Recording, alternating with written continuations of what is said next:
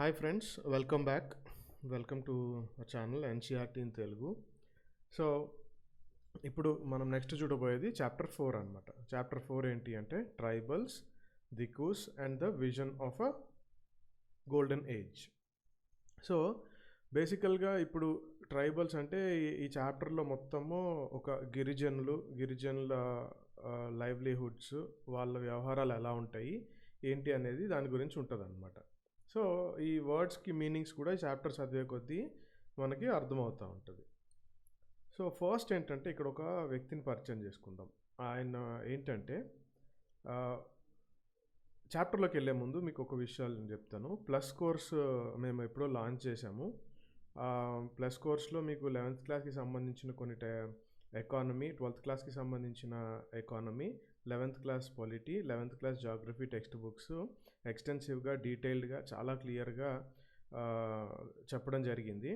So ఈ plus course గురించి మీకు డీటెయిల్స్ కావాలంటే ఫోన్ నెంబర్ కాంటాక్ట్ చేయాలి. అది నేను డిస్క్రిప్షన్ బాక్స్లో పెడతాను. అక్కడ చూసి ఆ నెంబర్ కాల్ చేసి తెలుసుకోండి. సో ప్లస్ కోర్స్కి ఇప్పటికే చాలామంది దగ్గరగా ఆల్మోస్ట్ 300 దాటిపోయారు సబ్స్క్రైబర్స్. సో చాలా ఉపయోగపడుతుందని వాళ్ళు కూడా చెప్తున్నారు. రెగ్యులర్గా మేము వాళ్ళతో టచ్లో కూడా ఉంటాం. టెలిగ్రామ్ గ్రూప్ ద్వారా డౌట్స్, క్లారిఫికేషన్స్, మెటీరియల్ షేరింగ్ ఇవన్నీ చేస్తూ ఉంటాము. సో దాన్ని బట్టి ఉపయోగపడుతుంది అందరికీ. సో మీరు కూడా జాయిన్ అవ్వండి. నేను డిస్క్రిప్షన్ బాక్స్లో పెట్టిన నంబర్కి కాంటాక్ట్ అయితే మీకు తెలుస్తుంది ఈజీగా.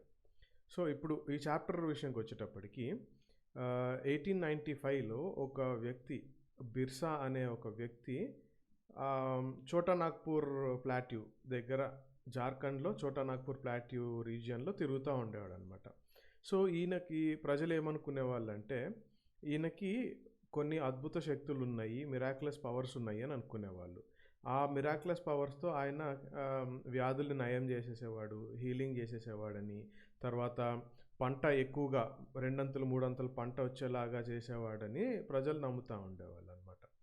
ఇంకా ఆయన ఏమని డిక్లేర్ చేసుకున్నాడు, బిర్సా అనే వ్యక్తి డిక్లేర్ దట్ ఆయనని దేవుడు అపాయింట్ చేశాడు, లేదా దేవుడు ఆయన్ని పంపించాడు. ఎందుకు అని అంటే ప్రజలని వాళ్ళ కష్టాల నుంచి, వాళ్ళ బాధల నుంచి స్వతంత్రులుగా చేసి ఈ దికూస్, ఇప్పుడు దికూస్ అనే వర్డ్ చూసాం కదా, దికూస్ అంటే అవుట్ సైడర్స్ అనమాట, బయట నుండి వచ్చేవాళ్ళు. బయట నుండి వచ్చే వాళ్ళ కింద ఈ లోకల్స్ బానిసలు కాకుండా చూడడం కోసం ఆయన్ని దేవుడు అపాయింట్ చేశాడని ఆయన సెల్ఫ్ డిక్లరేషన్ చేసుకున్నాడు అనమాట.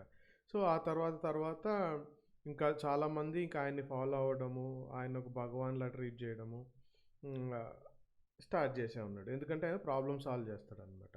సో ఈ బిర్సా అనే వ్యక్తి ఆయన ఏ ఫ్యామిలీలో పుట్టాడు అని అంటే ముండాస్ ఫ్యామిలీలో పుట్టాడనమాట. అదొక ట్రైబల్ గ్రూప్, ఎక్కడ చోటా నాగ్పూర్ ప్లాట్యూ. సో ఇప్పుడు మీకు నెక్స్ట్ ఇమీడియట్గా స్ట్రైక్ అవ్వాల్సింది ఏంటి, ఇండియా మ్యాప్లో చోటా నాగ్పూర్ ప్లాట్యూ ఎక్కడుంది, ఏ స్టేట్స్ని కవర్ చేస్తుందో చూడాలన్నమాట. అది విషయం. ఆ తర్వాత ఈయనకి ఫాలోవర్స్ ఎవరైతే ఉంటారో ఆ ఫాలోవర్స్ ఆయన పుట్టిన ముండా ట్రైబ్సే కాకుండా ఈ సంతాల్స్ అండ్ ఒరాంగ్స్ అని కూడా, ఒరాంగ్స్ అనేవి ట్రైబల్ కమ్యూనిటీస్. సో ఈ చాప్టర్లో నేను చెప్తున్నాను, చాలా ట్రైబల్ కమ్యూనిటీస్ని మనము మెన్షన్ చేసి ఉన్నాయి, డిస్కస్ చేస్తాము. సో మీకు ఈ చాప్టర్లో మోస్ట్ ఇంపార్టెంట్ పార్ట్ ఏంటంటే, ఇది క్లాస్ విన్న తర్వాత ఏ ట్రైబల్ గ్రూప్ పేర్లు చెప్పామో ఆ ట్రైబల్ గ్రూప్స్ ఏ స్టేట్లో ఉంటాయి అనేది మీరు మెన్షన్ చేసి డిస్క్రిప్షన్ బాక్స్లో పెట్టండి. ఎందుకంటే అది చాలా ఇంపార్టెంట్. ప్రతిసారి ఎగ్జామ్లో మ్యాచ్ ద ఫాలోయింగ్ రూపంలో లేకపోతే స్టేట్మెంట్స్ గానో అడుగుతూ ఉన్నారనమాట. సో అది జాగ్రత్తగా గమనించుకోండి. సో సంతాల్స్ అండ్ ఒరాన్స్ కూడా ఈయన ఫాలోవర్స్ అనమాట. ఎందుకు? Same reason, experiencing and the problems they were facing under British rule. So వీళ్ళు ఈ సంతాల్స్, ఒరాన్స్ అనే వాళ్ళు, వీళ్ళు కూడా చాలా నిస్సహాయ పరిస్థితిలో సంతోషంగా లేకుండా ఉన్నారనమాట. ఎందుకు? బ్రిటిషర్స్ వాళ్ళు క్రియేట్ చేస్తున్న కొన్ని ప్రాబ్లమ్స్ వల్ల వీళ్ళు ఫేస్ చేస్తున్న ఇబ్బందులు దాటి కొరకు అనమాట. సో వీళ్ళందరికీ మేజర్ ప్రాబ్లం ఏంటి, వాళ్ళకి అనుకూలంగా, వాళ్ళకి ఎప్పుడూ తెలిసిన పద్ధతులు, ఎప్పుడూ వాళ్ళు జీవించేటువంటి ఒక లైఫ్ అదృశ్యమైపోతుంది అనేది ఒక బాధ. ఇంకోటి ఏంటంటే వాళ్ళ బతుకు తెరువులన్నిటికీ థ్రెట్ ఉంది, వాళ్ళ బతుకు తెరువులకి థ్రెట్ ఉంది అనేది ఇంకో బాధ. ఇంకోటేంటంటే there religion appear to be in danger. అంటే ఈ బ్రిటిష్ రూల్ రావడం వల్ల వాళ్ళ రిలీజియన్‌కి గూడా ముప్పుంది అనేది వాళ్ళ భావన అనమాట. వాళ్ళకి ఆ ప్రాబ్లమ్స్ వచ్చేసినాయి. సో, ఇప్పుడు అసలు ఈ బిర్సా అనే వ్యక్తి ఏ ప్రాబ్లమ్ సాల్వ్ జేయడానికొచ్చాడు? తర్వాత ఎవరు ఔట్‌సైడర్స్ ఈ దిక్కూస్ అని ఉన్నాం గదా! ఔట్‌సైడర్స్‌గా ఎవరిని భావిస్తున్నాడు? తర్వాత ఎవరిని బానిసలుగా చేస్తున్నారో ఈయన ఎవరిని రక్షించడానికొచ్చాడు? తర్వాత ట్రైబల్ పీపుల్ అంటే బ్రిటిష్ రూల్ వచ్చిన తర్వాత ట్రైబల్ పీపుల్ ఎదుర్కొన్న ప్రాబ్లమ్స్ ఆహ్, అవి అసలు ఏ రకంగా ఉన్నాయి? ఏంటి అనేవి ఇప్పుడు మనకి రైజ్ అయ్యే క్వెషన్స్ అనమాట. సో, ఇప్పుడు నెక్స్ట్ దీనికెళ్ళే ముందు ఇక్కడ చూడండి. ఈ ట్రైబల్ వుమెన్ అనమాట. వీళ్ళు డోంగ్రియా, కందా ట్రైబ్‌కి చెందిన వాళ్ళు ఒరిస్సాలో ఉంటారనమాట. వీళ్ళు మార్కెట్‌కెళ్ళడం కోసము ఇట్లా నదులు దాటాల్సొస్తుంది. సో, వాళ్ళున్న పరిస్థితులు ఇప్పుడు మీరు అర్థం చేసుకోవచ్చు. సో, ఈ డోంగ్రియా, కందా ట్రైబ్ గురించి చదవండి. వాళ్ళు ఒరిస్సాలో ఉంటారు. సో, వాళ్ళు ఏ హ్యాబిటేషన్స్‌లో ఉంటారో చూడండి. ఆ తర్వాత మనం ఇప్పుడు పైన చెప్పుకున్నాం గదా! వీళ్ళ ప్రాబ్లమ్స్ మెయిన్ ఏంటి? వీళ్ళు ఫేస్ చేసేది బ్రిటిష్ రూల్ వచ్చినడం వల్ల వాళ్ళకి ట్రెడిషనల్‌గా ఎప్పుడు పాటిస్తున్న పద్ధతులు డిసపియర్ అయిపోతాయేమో అని. ఆ తర్వాత వాళ్ళ లైవ్లీహుడ్స్‌కి థ్రెట్ ఉందని. ఆ తర్వాత రిలీజియన్ గూడా డేంజర్‌లో ఉందని వాళ్ళ భావన గదా! ఇందాక మనం చూసాము. సో, ఈయన ఏం ప్రాబ్లమ్స్ సాల్వ్ చేస్తాడో గూడా మనం ఇక్కడ ఆహ్, క్వెషన్స్ ఏసుకున్నాం. అసలు ఏంటి ఈ బిర్సా అనే వ్యక్తి ఏంటి? బిర్సా ముండా అనే వ్యక్తి ఆయన ఎవరిని ఔట్‌సైడర్స్‌గా భావిస్తున్నాడు? ఎవరిని ఎన్స్లేవ్ చేస్తుంటే ఎవరిని రక్షిస్తున్నాడు? తర్వాత బ్రిటిష్ రూల్‌ని ఈయన ఏ విధంగా చూసాడు? ఇయన్నీ మనం ఇక్కడ చూస్తామనమాట. సో, మనము ఇక్కడ గమనించినట్టయితే ట్రైబల్ గ్రూప్స్ ఏవైతే ఉంటాయో వాళ్ళకి చాలా భిన్నమైనటువంటి ఆచారాలు, పద్ధతులు ఉంటాయి. కస్టమ్స్ అండ్ రిచువల్స్ చాలా డిఫరెంట్‌గా ఉంటాయి. ఎవరితో కంపేర్ చేసుకుంటే బ్రాహ్మణ్స్‌తో కంపేర్ చేసుకుంటే వాళ్ళ పద్ధతులు, ఆచారాలు చాలా డిఫరెంట్‌గా ఉంటాయి. వాళ్ళు కొలిచే దేవుళ్ళు, కొలిచే విధానము, వాళ్ళు పాటించే పద్ధతులు, వాళ్ళు చేసుకునే పండుగలు, ఫెస్టివల్స్ ఇవన్నీ చాలా డిఫరెంట్‌గా ఉంటాయన్నమాట. సో, ఆహ్, societies also did not have the sharp social divisions that were characterized of caste societies. Normal సొసైటీలో అంటే ట్రైబల్ సొసైటీ చూసుకుందాము, నార్మల్ సొసైటీ చూసుకుందాము. నార్మల్ సొసైటీలో సామాజిక విభజనలు ఏ విధంగా ఉన్నాయో కాస్ట్ పరంగా ఈ ట్రైబల్ కమ్యూనిటీస్‌లో ఆ కాస్ట్ పరమైనటువంటి సోషల్ డివిజన్స్ కనపడలేదన్నమాట. లేవు అక్కడ. ఆ విషయాన్ని మీరిక్కడ గమనించాలి. సో, వీళ్ళు ఇంకో విషయం ఏం నమ్మేవాళ్ళంటే, సేమ్ ట్రైబ్ ఒకే ట్రైబ్‌లో ఉన్న ప్రతి ఒక్కళ్ళు, వాళ్ళు అందరూ కామన్‌గా ఒక కిన్‌షిప్ షేర్ చేసుకుంటారని నమ్మేవాళ్ళు. కిన్‌షిప్ అంటే బంధుత్వం అనమాట. ఆ ట్రైబ్‌లో ఉన్న వాళ్ళందరూ బంధువులుగానే భావించారనమాట. సో, అలా చెప్పినంత మాత్రాన that did not mean that there were no social and economic differences. అంటే విభజనలు లేవని మనకి తెలిసింది గానీ, సామాజిక పరమైనటువంటి, ఆర్థిక పరమైనటువంటి డిఫరెన్సెస్, అసమానతలు లేవు అని మనము అనుకోలేము. ట్రైబ్స్‌లో గూడా ఈ సోషల్ అండ్ ఎకనామిక్ డిఫరెన్సెస్ ఉంటానే ఉన్నాయన్నమాట. సో, ఇప్పుడు మనము చూడబోయేదేంటంటే, how did tribal groups live? Tribal groups ఏ విధంగా వాళ్ళ జీవనం సాగిస్తా ఉండేవాళ్ళు మనకిక్కడ అర్థమవుతదనమాట. సో, ఫస్ట్ ఏంటంటే సమ్‌వేర్ జూమ్ కల్టివేషన్ అంటే ఫార్మ్ ఆఫ్ జూమ్ కల్టివేషన్ అంటే ఏంటంటే, అది షిఫ్టింగ్ కల్టివేషన్ అని గూడా అంటాము. సో, షిఫ్టింగ్ కల్టివేషన్ ఎట్లా ఉంటదో నేనిక్కడ క్లియర్‌గా ఎక్స్‌ప్లెయిన్ చేసేస్తా. ఫస్ట్ థింగ్ ఏంటంటే, ఆ షిఫ్టింగ్ కల్టివేషను ఫారెస్ట్‌లో చిన్న చిన్న ప్యాచెస్, చిన్న చిన్న ప్లేసెస్‌లో జరుగుతా ఉంటదనమాట. ఫారెస్ట్‌లో చిన్న చిన్న ప్యాచెస్‌గా కల్టివేట్ చేస్తా ఉంటారు. అది ప్రాసెస్ ఎట్లా ఉంటదంటే, ఫస్ట్ ఏం చేస్తారంటే, మనకి నార్మల్‌గా ఫారెస్ట్‌లో థిక్ ఫారెస్ట్ ఉంటే పైన పెద్ద చెట్లు ఉన్నప్పుడు ఎండ లోపలికి రాదు గదా! సో, ఎండ వచ్చే విధంగా చుట్టూ ఉన్న ట్రీస్‌ని ఫస్ట్ కట్ చేస్తారనమాట. దాని ద్వారా సన్‌లైట్ గ్రౌండ్ దాకా రీచ్ అవుతది కొంతవరకు. ఆ తర్వాత burnt the vegetation on the land. Land మీద ఉన్నటువంటి మొక్కలు, చెట్లు ఏవైతే ఉంటాయో వీటన్నిటిని తగలబెడతారు. తగలబెట్టి మంట అంటించి క్లియర్ చేస్తారనమాట. దేనికి? కల్టివేషన్ కోసం క్లియర్ చేస్తారు. ఆ తర్వాత మంట పెట్టిన తర్వాత ఏం చేస్తారంటే, దానివల్ల వచ్చిన బూడిద ఉంటది గదా! ఆ బూడిదలో ఉన్న పొటాష్ ఒక ఫెర్టిలైజర్ లాగా పనిచేస్తది కాబట్టి, అది ఆ భూమి మీదంతా స్ప్రెడ్ చేస్తారు. ఎందుకు? ఫెర్టిలైజర్ లాగా పనిచేస్తది. చీడ పురుగులు ఏమి రాకుండా ఉంటాయన్నమాట. వీళ్ళు వాడే వెపన్స్ ఏంటేంటి అంటే యాక్స్, అదే మన గొడ్డలి వాడుతా ఉంటారు. కట్ జేయడానికి. హోస్ అంటే ఏంటో మీరు గూగుల్‌లో చూడండి అది ఉన్న సర్ఫేస్ సాయిల్ని స్క్రాచ్ చేయడానికి వాడుతూ ఉంటారు. సో ఆ విధంగా వాళ్ళు ఒక ఫారెస్ట్లో ఒక ప్లేస్లో ఒక చిన్న ప్యాచ్లో వాళ్ళు కల్టివేషన్ చేయడానికి ప్లేస్ క్రియేట్ చేసుకుంటారు అనమాట. సో అలాగా వాళ్ళు కల్టివేట్ చేసుకోవాలనుకున్న భూమి రెడీ అయిపోయిన తర్వాత ఏం చేస్తారనంటే ఇప్పుడు నార్మల్గా మనకి పొలాల్లో ఏం చేస్తాము, నాగలితో దున్ని తర్వాత విత్తనాలు నాటడము చేస్తాం కదా. ఇక్కడ అట్లా కాదు, వీళ్ళు ఏంటంటే సీడ్స్ని ఇట్లా విసిరేస్తూ ఉంటారు. విసిరేసి ఊరినే చల్లడం అనమాట, స్కాటర్డ్ సీడింగ్ చేస్తూ ఉంటారు. చల్లేసి అట్లా ఉంచుతారనమాట. ఒక్కసారి ఎప్పుడైతే క్రాప్ రెడీ అవుతుందో, ఎప్పుడైతే పంట వచ్చినట్టు అనిపించి వాళ్ళు ఎప్పుడైతే అంటే కోతకు వస్తుందో, కోతకు వచ్చిన తర్వాత అక్కడ అంతా కోసేసి వాళ్ళు ఇంకా వాడుకుంటారనమాట, అమ్ముకోవడమో లేదా వాళ్ళు సెల్ఫ్ కన్జంప్షన్ ఏదో. ఆ తర్వాత ఏం చేస్తారు అని అంటే ఫీల్డ్ దట్ హ్యాడ్ బీన్ ఒకసారి కల్టివేట్ చేసేసిన తర్వాత దాన్ని ఫాలో ల్యాండ్ కింద వదిలేస్తారనమాట కొన్ని సంవత్సరాలకి. ఫాలో ల్యాండ్స్ అంటే ఏంటో మీరు ఇక్కడ చదవండి. ఫీల్డ్ లెఫ్ట్ అన్కల్టివేటెడ్ అంటే వ్యవసాయం చేయకుండా అట్లా వదిలేసి ఉంచుతారనమాట. ఎందుకు వదిలేస్తారు, దాని అంతటికి అది సాయిల్ రికవర్ అయ్యి మళ్ళీ మట్టి ఉంటుంది కదా, మట్టి మళ్ళీ రికవర్ అయ్యి మళ్ళీ సారవంతంగా తనంతటికి తాను అవ్వడానికి వదిలేస్తారనమాట. ఆ విధంగా షిఫ్టింగ్ కల్టివేషన్ జరుగుతూ ఉంటుంది. షిఫ్టింగ్ కల్టివేషన్ అన్న జూమ్ కల్టివేషన్ అన్న ఒకటే. ఎక్కడ జరుగుతూ ఉంటుంది ఎక్కువ అంటే hilly and forest tracts of north eastern ఇండియాలో మీరు వెళ్తే మేజర్గా అక్కడ ఉండే ట్రైబ్స్, చాలామంది ట్రైబ్స్ ఉంటాయి, చాలా ట్రైబల్ కమ్యూనిటీస్ ఉన్నాయి. వాళ్ళు పాటించే కల్టివేషన్ ప్రాసెస్ ఇదే అనమాట. తర్వాత సెంట్రల్ ఇండియాలో కూడా. సో దీన్ని బట్టి మనకు అర్థం అవ్వాల్సిన విషయం ఏంటంటే ట్రైబల్ పీపుల్, ఫారెస్ట్లో ఉండి ట్రైబల్ పీపుల్ ఏంటంటే వాళ్ళు ఏమి నమ్ముతారు, ఏమి బిలీవ్ చేస్తారు అని అంటే they depend on free movement with in forest. ఇప్పుడు జనరల్గా నార్మల్గా మన దగ్గర ఉందనుకోండి, ఎవడి పొలం వాడుకుంటుంది అక్కడే దున్నుకోవాలి. సో వీళ్ళు అట్లా కాదు, ఫారెస్ట్ వాళ్ళ ఆస్తిగా లేదా వాళ్ళ సొంత ఒక థింగ్గా భావిస్తారనమాట. భావించి ఆ ఫారెస్ట్ అంతట్లో ఎక్కడన్నా ఫ్రీగా మూవ్ అవ్వచ్చు అనేది వాళ్ళ ఒపీనియన్. మూవ్ అయ్యి able to land resources, forest resources, forest produce అన్నీ వాడుకొని లేదా ఫారెస్ట్లో పంటలు పండించుకోవచ్చు, అది ఎంత మాదే అన్న ఒక భావనను కలిగి ఉంటారనమాట ఈ ట్రైబల్ గ్రూప్స్.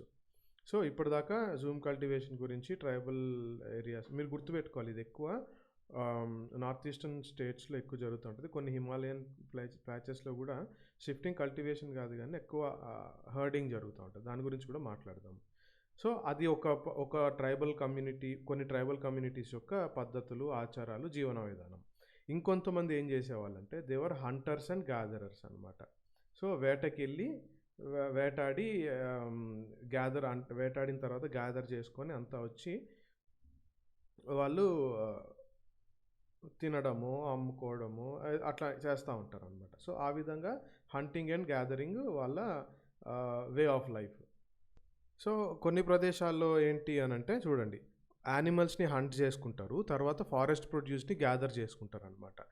సో వాళ్ళ బేసిక్గా వాళ్ళ ఎసెన్షియల్ సర్వైవల్, వాళ్ళ బతుకు తెరువు, వాళ్ళ లైఫ్ దేని మీద ఆధారపడి ఉంటుందంటే ఫారెస్ట్ ప్రొడ్యూస్ మీద, ఫారెస్ట్ యానిమల్స్ అంటే యానిమల్స్ హంటింగ్ మీద. కోండ్ ట్రైబ్స్ ఉంటారు కదా, వీళ్ళు ఎక్కడుండే community, forest of Orissa. So మీరు ఇవన్నీ నోట్ చేసుకోండి.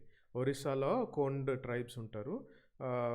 సో మీరు ఇంకో దగ్గర ఎక్కడ ఇంపార్టెంట్ అవుతుంది అంటే ట్రైబల్ రివోల్ట్స్ ఇవన్నీ చదువుతారు మీరు మోడర్న్ ఇండియాలో. సో అక్కడ బాగా గుర్తు రావాలి మీకు.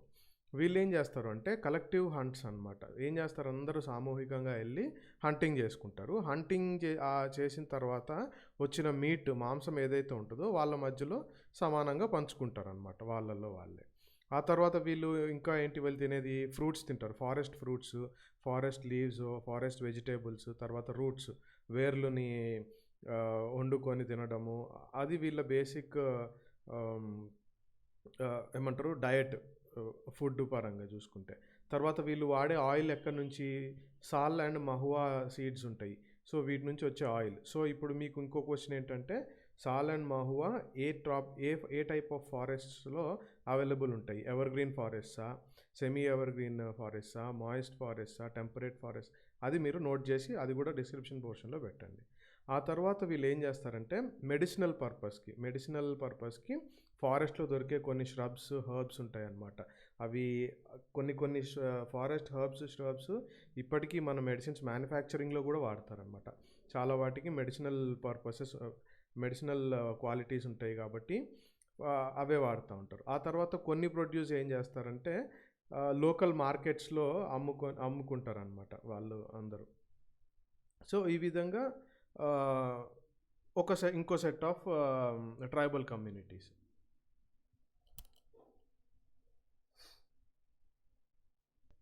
సో, ఇంకొక విషయం ఏంటంటే, ఈ కొన్ని ఫారెస్ట్స్‌లో మరి ముఖ్యంగా ఇప్పుడు మనం చూసిన ఒరిస్సాలో ఫారెస్ట్‌లో కుసుమ్ అండ్ పలాష్ ఫ్లవర్స్ దొరుకుతాయన్నమాట. ఈ ఫ్లవర్స్ యూజువల్లీ కలరింగ్ ఏజెంట్స్. మనం డైయింగ్ గురించి చదివాం గదా! సో, డైయింగ్ కోసము వాడతారనమాట. ఈ క్లాత్, లెదర్‌ని డైయింగ్‌కి లేదా వాటికి కలర్ ఇంపార్ట్ చేయాలంటే, సో, ఈ పర్టిక్యులర్ ఫ్లవర్స్ వాడతారు. అవి ఈ కోండ్ ట్రైబ్స్ దగ్గర నుంచి ఈ లోకల్‌లో ఉండే వీవర్స్, లెదర్ వర్కర్స్ ఉంటారు గదా! వీళ్ళందరూ కొనుక్కుంటా ఉంటారు. చేనేత పనులు చేసుకునేవాళ్ళు, చేనేత వస్త్రాలు చేసుకునేవాళ్ళు కొనుక్కుంటారనమాట. సో, ఆ విధంగా గూడా వీళ్ళకి ఆదాయం ఉంటది. సో, మనం ఆల్రెడీ చూసాం గదా! సో, పాండానస్ లీవ్స్ వాడతారు. దేనికి? ఇస్తరాకులు చూస్తాం గదా మనం. ఇస్తరాకులకు వాడే లీవ్స్ అనమాట ఇవి. సో, ఆ విధంగా ఇప్పుడు two type of tribal community lives చూసాం మనం. ఏంటేంటియి? ఒకటి జూమింగ్ కల్టివేషన్ ద్వారా చేసుకునేది. ఇంకోటి హంటర్స్ అండ్ గ్యాదరర్స్ అనమాట.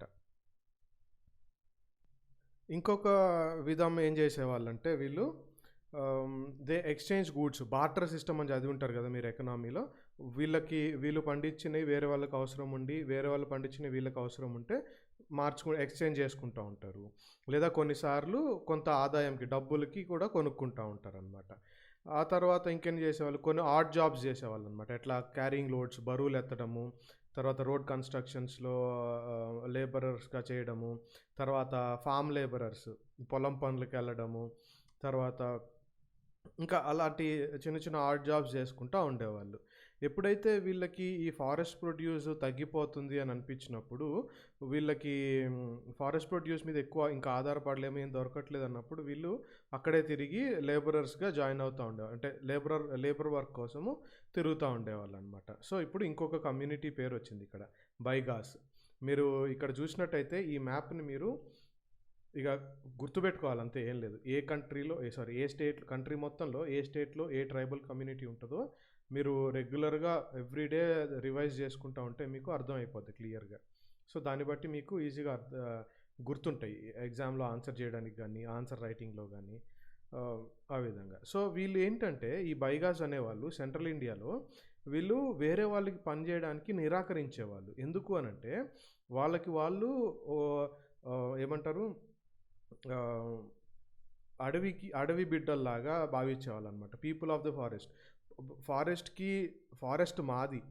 మేము ఫారెస్ట్‌కి సంబంధించినోళ్ళము. మేమే ఫారెస్ట్‌కి సంబంధించినోళ్ళము అని భావిస్తా ఉండేవాళ్ళు. వీళ్ళు ఏమనుకునేవాళ్ళంటే it was below the dignity of a Baiga to become a labourer.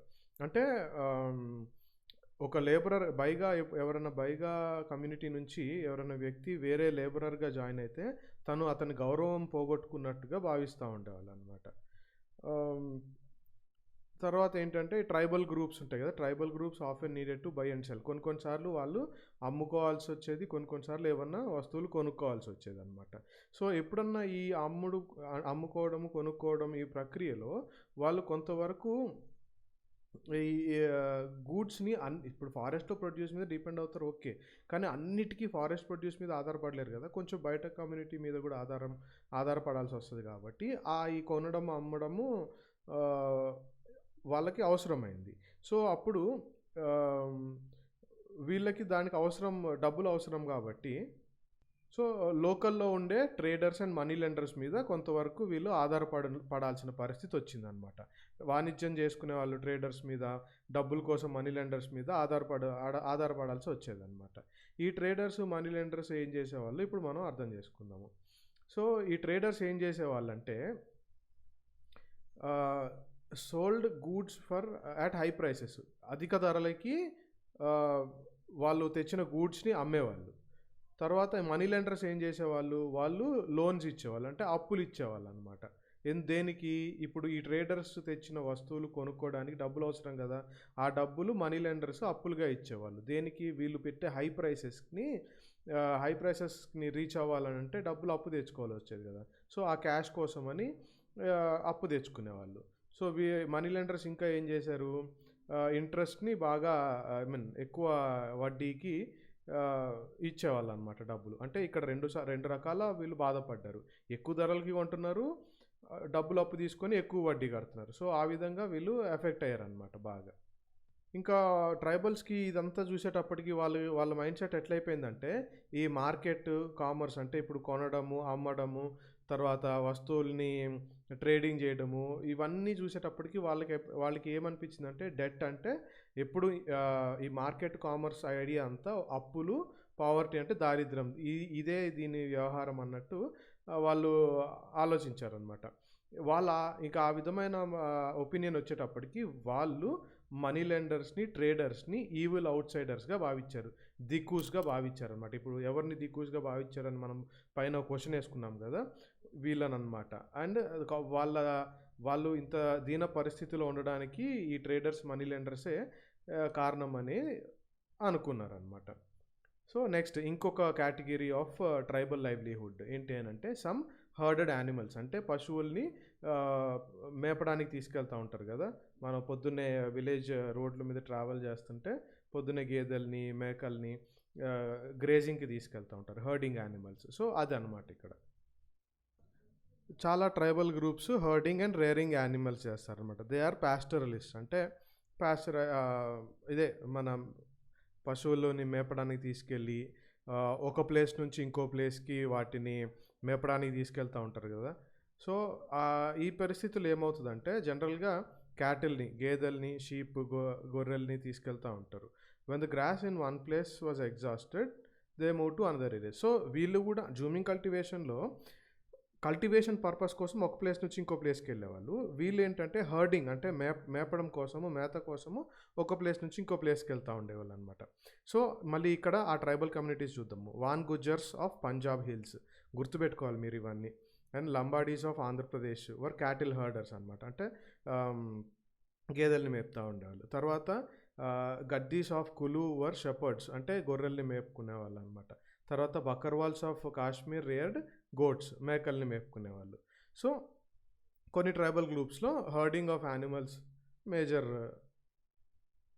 Thing అనమాట. సో, నెక్స్ట్ మీరు ఇవి చదవండి. ఇవేంటంటే మీకు కేస్ స్టడీ లాగా, రియల్ లైఫ్ ఎగ్జాంపుల్స్ లాగా ఉంటాయి. ఇది చదివితే మీకు ఇంకా ఎక్కువ క్లారిటీ వస్తుంది, ఈజీగా అర్థమవుతుంది కూడా మీకు. సో, ట్రైబల్ ఉమెన్ ఏ విధంగా ఉంటారు. సో, ఇక్కడ ఏం చూసాము, సంతాల్ ట్రైబ్స్కి సంబంధించిన అమ్మాయి అనమాట. సో, సంతాల్ ట్రైబ్స్ ఏ స్టేట్లో ఉంటారో మీరు తెలుసుకోవాలి. సో, ఆ విధంగా ట్రైబల్ కమ్యూనిటీస్ అన్ని విషయంలో మీకు ఏ స్టేట్ నుంచి వచ్చారు, వాళ్ళు ఏ పర్టిక్యులర్ ఆక్యుపేషన్ చేసేవాళ్ళు, జూమింగ్ కల్టివేషనా, లేకపోతే హర్డింగా, లేకపోతే రేరింగ్ చేసుకునే వాళ్ళ, హంటర్స్ అండ్ గ్యాదరర్సా, అట్లా తెలుసుకోవాలన్నమాట మీరు. సో, నెక్స్ట్ ఏంటనంటే some took to settled cultivation. కొంతమంది ఒక దగ్గర సెటిల్ అయిపోయి అక్కడే కల్టివేట్ చేసుకోవడం స్టార్ట్ చేశారనమాట. సో, సెటిల్డ్ కల్టివేషన్ కొన్ని ట్రైబ్స్ చేశారు. వాళ్ళు ఏంటి అనంటే అంటే కొంతకాలం తర్వాత ఇనీషియల్గా అందరూ అలాగే ఉండాలి. కొంతకాలం తర్వాత సెటిల్డ్ కల్టివేషన్ వచ్చిందనమాట. వాళ్ళు ఏం చేశారు, they began to use plough అంటే నాగలితో దున్ని పంటలు పండించుకోవడము, కల్టివేట్ చేసుకోవడం స్టార్ట్ చేశారనమాట. ఆ తర్వాత మెల్లమెల్లగా వాళ్ళు ఇంకా ఎక్కడైతే అంతకుముందులాగా కాకుండా ఒక దగ్గరే ఉంటున్నారు కదా, ఇప్పుడు అలాగా ఉండిపోవడం వల్ల ఏ ల్యాండ్ని అయితే వాళ్ళు దున్నుకుంటూ ఉండేవాళ్ళు, ఏ ల్యాండ్లో కల్టివేషన్ చేస్తుంటారో వాటి మీద హక్కులు కూడా వాళ్ళు పొందుకున్నారనమాట. ఇంకొన్ని కేసెస్లో ఏమవుతుంది అనంటే అంటే ఇప్పుడు మనము ఈ ముండాస్ ట్రైబ్లో మనం చూసుకున్నట్టయితే చోటనాగ్పూర్ ఫ్యాక్టరీలో the land belong to the whole clan. అంటే ఒక ల్యాండ్ ఏదైతే ఉందో ఆ కుటుంబానికి, ఆ గ్రూప్కి కాకుండా మొత్తం వంశానికి చెందుతుంది అనమాట. సో, మొత్తం వంశానికి దాని మీద హక్కు ఉంటుంది. ఆ తర్వాత ఆ వంశంలో ఉన్న ప్రతి ఒక్కళ్ళు దానికి వారసులుగా భావిస్తారనమాట. అంటే ఒరిజినల్గా సెటిల్ అయిన వారసులుగా భావిస్తారు. సో, ఆ విధంగా వాళ్ళకి కొంతమంది ఆ ల్యాండ్ రైట్స్ని క్లెయిమ్ చేసుకుంటారు. సో ఆ ల్యాండ్ రైట్స్ విషయంలో సెటిల్డ్ కల్టివేషన్ స్టార్ట్ అయిన తర్వాత ల్యాండ్ రైట్స్ ఈ విధంగా జరుగుతూ ఉన్నాయి అన్నమాట. ఇంకా ఆ విధంగా ఇట్లాగా ల్యాండ్ రైట్స్ వచ్చేటప్పటికి ఒక వంశం దాన్ని చేతిలో తీసుకునేటప్పటికి కొంతమంది పవర్ఫుల్గా అయ్యారనమాట. సో అట్లా పవర్ఫుల్ అయిన వాళ్ళు చీఫ్స్గా అయిపోయారు. చీఫ్స్ అంటే అధిపతుల్లాగా, లీడర్స్ లాగా అయ్యి మిగతా వాళ్ళు ఫాలోవర్స్ లాగా అయ్యారనమాట. ఆ తర్వాత ఈ పవర్ఫుల్ మెన్ అయితే ఎవరైతే ఉన్నారో, ఎవరైతే వాళ్ళ పవర్ని యూజ్ చేసి వంశాన్ని అంటే ఆ వంశంకున్న ల్యాండ్ అంతా వాళ్ళ చేతిలో ఉన్నారో వాళ్ళు రెంట్కి ఇస్తూ ఉన్నారనమాట ల్యాండ్ని. Often rented out their land instead of cultivating it themselves. వాళ్ళు సొంతగా కల్టివేట్ చేసుకోకుండా ల్యాండ్ని రెంట్స్కి ఇస్తూ ఉండేవాళ్ళు. సో ఈ విధంగా చేంజ్ అవుతూ వచ్చింది. బ్రిటిష్ వాళ్ళు ఏమనుకున్నారంటే, British officials settle tribal groups like Gonds. గుర్తుపెట్టుకోండి, మళ్ళీ ఈ ట్రైబల్ గ్రూప్స్ ఎక్కడెక్కడ ఉంటాయో మీరు నోట్ చేసుకుంటూ ఉండాలి. Gonds and Santhals are more civilised than hunters and gatherers or shifting cultivators. మనం ఫస్ట్ చూసాం కదా, షిఫ్టింగ్ కల్టివేషన్ చూసాము, తర్వాత హంటర్స్ అండ్ గ్యాదరర్స్ చూసాము. సో వీళ్ళకంటే ఈ గోండ్స్, సంతాల్స్ ఎవరైతే ఒక దగ్గర సెటిల్ అయిన ట్రైబల్ గ్రూప్స్ కల్టివేట్ చేసుకుంటూ ఉన్నారో వాళ్ళు ఎక్కువ సివిలైజ్డ్గా భావించారు, ఎక్కువ నాగరికత తెలిసిన వాళ్ళుగా బ్రిటిషర్స్ భావించారనమాట. సో ఈ విధంగా మన ట్రైబల్ పాపులేషన్, ట్రైబల్ లైవ్లీహుడ్స్ అవి జరుగుతూ ఉన్నాయి. ఇప్పుడు మనం నెక్స్ట్ చూడబోయేది ఏంటంటే, how did colonial rule effect tribal lives. Colonial rule అంటే బ్రిటిషర్స్ వచ్చారు కదా, బ్రిటిషర్స్ వచ్చి మన దేశాన్ని పరిపాలించే ప్రక్రియలో ట్రైబల్ లైఫ్స్, గిరిజనుల జీవితాలు ఏ విధంగా ఎఫెక్ట్ అయినాయి, ఏ విధంగా మారినాయి, ఏ విధంగా దెబ్బతిన్నాయి, ఎటువంటి మార్పులు వచ్చాయి, అవన్నీ చూద్దాం అన్నమాట. సో ఇంతకుముందు ఎట్లుండేదనంటే, ఈ చీఫ్స్, ట్రైబల్ చీఫ్స్ అని మేము ఇందాక అనుకున్నాం కదా, చెప్పాం కదా. సో ఆ ట్రైబల్ చీఫ్స్ ఎవరైతే ఉన్నారో చాలా ఇంపార్టెంట్ పీపుల్. వాళ్ళకి చాలా అధికారాలు ఉండేవి అనమాట. ఏ విధమైన అధికారం? అమౌంట్ ఆఫ్ ఎకనామిక్ పవర్ ఉండేది. అంటే అక్కడ ఉన్నటువంటి ఆర్థిక పరమైనటువంటి అధికారం కానీ, బలం వాళ్ళకు ఉండేది. తర్వాత రైట్ టు అడ్మినిస్టర్, అంటే అక్కడ వ్యవహారాలని అంటే వ్యవహారాలను డిసైడ్ చేసి ఎటువంటి రూల్స్ రెగ్యులేషన్స్ ఉండాలో, ఎటువంటి అడ్మినిస్ట్రేషన్ జరపాలో ఆ హక్కు వాళ్ళకు ఉండేది. ఆ తర్వాత కంట్రోల్ దేర్ టెరిటరీ, వాళ్ళకి ఎంత ప్రాంతం, ఏ రీజియన్ ఎవరి కంట్రోల్లో ఉండాలి, ఎంత రీజియన్ని కంట్రోల్ చేయొచ్చు, ఆ రీజియన్ మీద టెరిటరీస్ ఎవరికి ఎంత బాగా కల్టివేట్ చేయాలి, ఏంటి, ఇట్లాంటి రైట్స్ అని ఉండేవి అనమాట. ఇంకా ఏముండేవి, they have their own police అనమాట. అంటే ఎవరు ఏ పనులు చేస్తే తప్పులు, ఎవరికి శిక్ష వేయాలి, ఏంటిది దొంగతనాలా, వేరే వేరే శిక్షలా, ఏంటి, ఇవన్నీ వాళ్ళ చేతిలో ఉండేవి. They decided on local rules. Land forest మేనేజ్మెంట్కి సంబంధించి లోకల్ రూల్స్, ఏ ప్రాంతంలో ఏది పండించాలి, అది ఎవరికి వెళ్తుంది, తర్వాత ఫారెస్ట్ ప్రొడ్యూస్ కనుక లేదా హంటింగ్ ప్రొడ్యూస్ ఏదైతే వస్తుందో అది ఎవరి చేతిలో ఉంటుంది, ఏది ఎక్కడ ఎంత పంట ఎవరు వేయాలి, ఇట్లాంటి పవర్స్ అన్నీ వాళ్ళ చేతిలో ఉండేవి, ఎవరు చీఫ్స్ చేతిలో ఉండేవి అనమాట.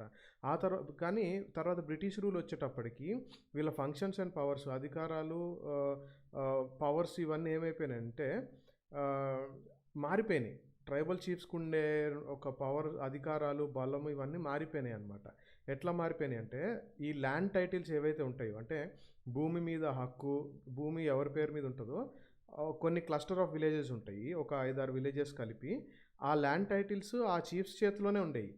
ఆ తర్వాత చీఫ్స్ వాటిని రెంట్కి కూడా ఇచ్చుకోవచ్చు, ఆ ల్యాండ్స్ని రెంట్కి ఇచ్చుకోవచ్చు. కాకపోతే వాళ్ళు ఏ విధమైనటువంటి అడ్మినిస్ట్రేషన్, ఏ విధమైనటువంటి పాలన చేయాలి అంటే, ఈ అడ్మినిస్ట్రేటర్ పవర్ మాత్రం కోల్పోయి ఎటువంటి రూల్స్ని వాళ్ళు ఎన్ఫోర్స్ చేయాలి, ఎటువంటి పవర్ వాళ్ళు ఎక్సర్సైజ్ చేయాలంటే, బ్రిటిష్ అఫీషియల్స్ ఏవైతే లాస్ క్రియేట్ చేశారో, ఎటువంటి చట్టాలు క్రియేట్ చేశారో అటువంటి వాటికి అనుగుణంగా వీళ్ళు అడ్మినిస్టర్ చేయాలి లేదా పరిపాలన చేయాలన్నమాట. అంతకుముందులాగా వాళ్ళ ఇష్టం వచ్చిన రూల్స్ పెట్టుకోవడానికి లేదు. సో ఈ విధమైనటువంటి చేంజెస్ జరిగినాయి. ఆ తర్వాత had to pay tribute to British. అంటే ప్రతిసారి బ్రిటిషర్స్కి సపోర్ట్ చేయడము లేదా బ్రిటిషర్స్కి అంకితం చేయడము ఇట్లాంటివి చేస్తూ ఉండేవాళ్ళనమాట. ఆ తర్వాత ట్రైబల్ గ్రూప్స్లో డిసిప్లిన్, క్రమశిక్షణ, బ్రిటిష్ తరపున క్రమశిక్షణ మెయింటైన్ చేసేలాగా చూడాలి. సో మెల్లమెల్లగా ఏమైంది, వాళ్ళ యొక్క అథారిటీ అధికారము అంతకు ముందులాగా ఎంజాయ్ చేయలేకపోయారు ఈ చీఫ్స్, ట్రైబల్ చీఫ్స్, వీళ్ళందరూ ట్రైబల్ అధికారులు లేదా అధినేతలు వీళ్ళందరూ. సో ఆ విధమైనటువంటి ఫస్ట్ ఎక్కడ ఎఫెక్ట్ అయింది బ్రిటిష్ రూల్ వల్ల, ట్రైబల్ చీఫ్స్ వాళ్ళ అడ్మినిస్ట్రేట్ చేసే విధానంలో ఎఫెక్ట్ అయింది అనమాట. నెక్స్ట్ మనం ఏం చేస్తాం, what happen to the shifting cultivators. So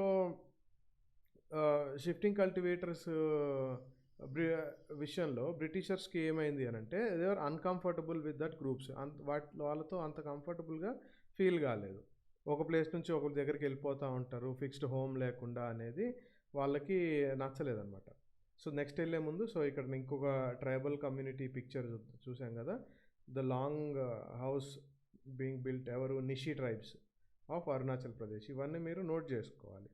so వాళ్ళు ఈ షిఫ్టింగ్ కల్టివేట్ చేసే ట్రైబల్ గ్రూప్స్ నుంచి ఏం కోరుకున్నారు అని అంటే, వాళ్ళు ఒక దగ్గర సెటిల్ అయ్యి అండ్ బికమ్ పీసెంట్ కల్టివేటర్స్. అంటే ఒక దగ్గర సెటిల్ అయిపోయి రైతుల్లాగా ఉండి, అంటే ఒక ఫార్మింగ్ని వాళ్ళ ఉద్యోగంలాగా తీసుకొని రైతులుగా ఉండి పొలాల్ని కల్టివేట్ చేయడము చేస్తూ ఉండాలన్నమాట. ఒక దగ్గర సెటిల్డ్ లైఫ్ ఉండి, తర్వాత ఒక దగ్గర సెటిల్డ్ పీజెంట్స్గా, సెటిల్ అయిన రైతులుగా ఉండాలి అని వీళ్ళు బ్రిటిషర్స్ భావిస్తూ ఉండారు. ఎందుకు ఆ విధంగా ఉండాలి అనుకుంటే, ఇప్పుడు వాళ్ళు ఒక దగ్గర నుంచి ఇంకో దగ్గరకు ఊరికి వెళ్ళిపోతున్నారు అనుకోండి, వాళ్ళని అడ్మినిస్ట్రేట్ చేయడము లేదా వాళ్ళని క్రమశిక్షణలో పెట్టడము, వాళ్ళకి రూల్స్ ఇవన్నీ చెప్పడం కష్టం కదా. అందుకని ఒక దగ్గరే ఉంటే వాళ్ళ మీద కంట్రోలు, వాళ్ళ మీద పరిపాలన ఈజీగా చేయొచ్చు అనే ఒక ఆలోచన అనమాట. సో నెక్స్ట్ ఇప్పుడు మనము ఫర్దర్ డిస్కషన్కి వెళ్ళే ముందు ఇంకొక ట్రైబల్ కమ్యూనిటీ, బిల్ కమ్యూనిటీ అనమాట. మనకి ట్రైబల్ రివోల్ట్స్ అప్పుడు కూడా దీని గురించి చదువుతాము. ఎక్కడ అంటే గుజరాత్లో ఉంటారు వీళ్ళు. సో బ్రిటిషర్స్ ఏం కావాలనుకున్నారు, వాళ్ళకి ఒక ప్రాంతం నుంచి రెగ్యులర్గా రెవెన్యూ సోర్స్ కావాలి, ఆదాయ వనరులు ఒక దగ్గర నుంచి రావాలి. వీళ్ళు ఒక దగ్గర నుంచి ఇంకో దగ్గరికి వెళ్ళిపోతూ ఉంటే ఆ పర్టికులర్ ప్రాంతంలో ఆ పర్టికులర్ ప్లేస్ని అడ్మినిస్ట్రేట్ చేసి అక్కడ నుంచి ఆదాయం రాబట్టుకోలేరు కదా. సో అది కూడా వీళ్ళ ఆలోచన అనమాట. వాళ్ళని ఒక దగ్గరే ఉంచితే అక్కడ నుంచి రెగ్యులర్గా ఆదాయం వస్తుంది అని అనుకున్నారు. సో అందుకోసమే దే ఇంట్రడ్యూస్డ్ ల్యాండ్ సెటిల్మెంట్స్ అనమాట. ల్యాండ్ సెటిల్మెంట్స్ని ఇంట్రడ్యూస్ చేశారు. ల్యాండ్ సెటిల్మెంట్స్ని ఇంట్రడ్యూస్ చేయడం అంటే ఏంటి, ఒక భూమిని మెజర్డ్ ద ల్యాండ్, భూమిని కొలత చేసి కొలిచి ఆ కొలిచిన ల్యాండ్ మీద ఎవరికి ఎంత అధికారం ఉంటుంది, పలానా ల్యాండ్ ఎవరికి హక్కు, ఎవరికి ఆ ల్యాండ్ మీద హక్కు ఉంటుంది. సో ఇట్లాంటివి అనమాట, డిఫైన్ ద రైట్స్. కొలిసిన తర్వాత ఈ ల్యాండ్ పలానా మనిషిది లేదా పలానా మనిషి పేరు మీద ఉంటుంది.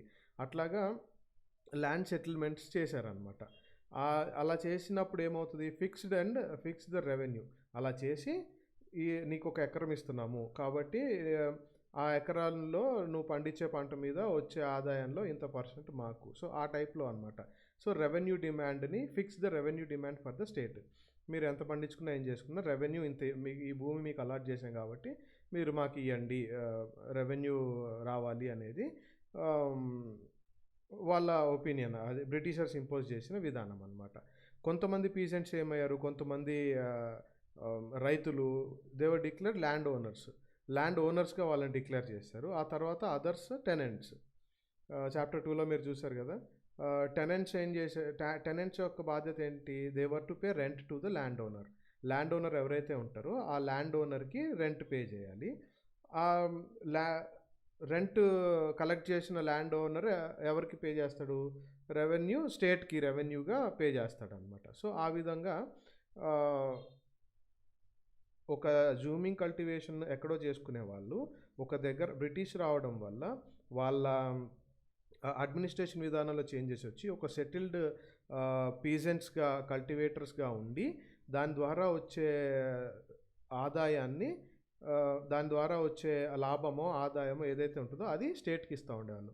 సో అలాగా ఆర్గనైజ్ అయిపోయింది అనమాట. ఈ విధమైనటువంటి చేంజెస్ వచ్చినాయి.